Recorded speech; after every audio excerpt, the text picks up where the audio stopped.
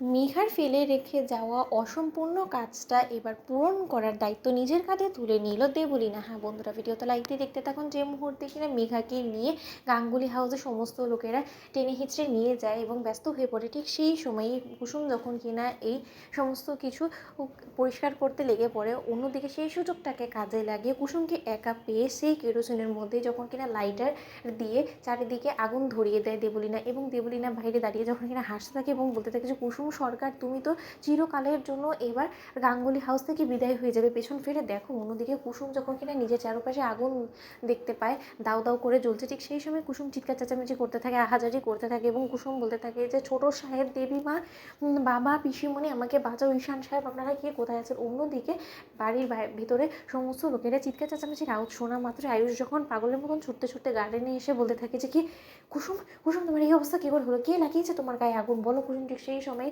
আয়ুষ যখন কিনা কুসুমকে বাঁচানোর জন্য ছুটে যেতে নেয়, ঠিক সেই সময় ইন্দ্রাণী গাঙ্গুলি বাধা দেয় এবং বলতে থাকে যে এক্ষুনি ফায়ার সার্ভিসকে কল করো, এক্ষুনি ফায়ার সার্ভিসকে কল করো, নয়তো কুসুমকে বাঁচানো যাবে না। ঠিক সেই সময় ইন্দ্রাণী গাঙ্গুলি বলতে থাকে যে খবরদার আয়ুষ, তুমি কোনো মতে নিজেকে এই বিপদের মুখে ঝাঁপিয়ে দেবে না, কারণ তোমার গায়ে আগুন লেগে গেলে তুমি ভেবে দেখেছো যে তোমার পরিবারে কী হবে। আয়ুষ আমি কোনো মতে তোমাকে কুসুমকে বাঁচানোর জন্য সেখানে যেতে দেবো না। অন্যদিকে কুসুম বলতে থাকে যে ছোট সাহেব, আমি আপনার কাছে হাত জোড় অনুরোধ করছি যে আমাকে বাঁচানোর জন্য নিজের জীবনটাকে ঝুঁকির মুখে ফেলবেন না। অন্যদিকে ঈশান যখন বলতে থাকে যে জাদুকর, আমরা যদি তোমাকে বাঁচানোর জন্য সেখানে না আসি তাহলে কি আসবে বলো তো, ফায়ার সার্ভিস আস্তে আস্তে অনেকটা দেরি হয়ে যাবে। জাদুকর, ততক্ষণে যদি তোমার কিছু হয়ে যায় তাহলে আমরা তোমার মৃত্যুটা স্বচোখে দেখবো, সেটা তুমি ভাবলে কী করে বলো তো। আমাদের বিপদে নিজেকে তুমি সবসময় ঝাঁপিয়ে দাও এবং তোমার বিপদে আমরা ঝাঁপিয়ে পড়বো না, সেটা কী করে হতে পারে। অন্যদিকে আয়ুষ যখন ওর মাকে বলতে থাকছে এনাফ ইজ এনাফ মা, এতটা স্বার্থপর তুমি কবে থেকে হওয়া শুরু করলে বলো তো, যেখানে কিনা আজকে আমি যদি আগুনের মধ্যে থাকতাম তাহলে কুসুম আমাকে বাঁচানোর জন্য নিজের জীবনে পরোয়া না করে ও আগুনে ঝাঁপ দিত, আর সেখানে এখন কুসুম যখন আগুনে আছে তাহলে তুমি আমাকে ঝাঁপ দেওয়া থেকে বিরত রাখছো কেন বলো তো। তোমার কাছে তোমার সন্তানের দাম বেশি, তাহলে শঙ্কর কাকার কাছে কি শঙ্কর কাকার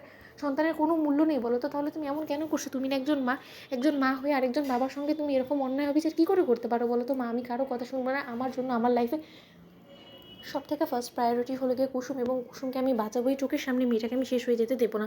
অন্যদিকে আয়ুষ যখন কিনা কুসুমকে বাঁচানোর জন্য আগুনে ঝাঁপ দেয় এবং অবশেষে অনেকক্ষণের চেষ্টার পরে যখন কিনা আয়ুষ কুসুমকে নিয়ে বেরোয়, ঠিক সেই সময় কুসুম অজ্ঞান হয়ে পড়ে। অন্যদিকে ইন্দ্রাণী গাঙ্গুলি যখন সেখান থেকে হঠাৎ করে মুখে মুড়ি দিয়ে একজনকে পালিয়ে যেতে থাকে, ঠিক সেই সময় ইন্দ্রাণী গাঙ্গুলি তার পেছন করতে থাকে এবং পেছন করতে করতে এক পর্যায়ে সে যখন হোঁচট খেয়ে পড়ে যায়, ঠিক সেই সময় ইন্দ্রাণী গাঙ্গুলি তাকে তোলা মাত্রই দেখতে পায় যে সে দেবলীনা। অন্যদিকে ইন্দ্রাণী গাঙ্গুলির চক্ষু চড়কগাছ হয়ে যায় এবং ইন্দ্রাণী গাঙ্গুলি বলতে থাকে যে দেবলীনা, তার মানে লাইটার দিয়ে কুসুমকে জ্বালানোর পরিকল্পনাটা দেবলীনার ছিল, এবং আমি যদি খুব একটা ভুল না হয়ে থাকি এই শল পড়ানো অবস্থায় তো মেঘার সঙ্গে একজন কথা বলছিল, তাহলে আমি যেটা ভাবছি সেটাই কি ঠিক, তার মানে মেঘা এবং দেবলীনা একসঙ্গে। তো বন্ধুরা লাইক কমেন্ট শেয়ার করো, সাবস্ক্রাইব করো।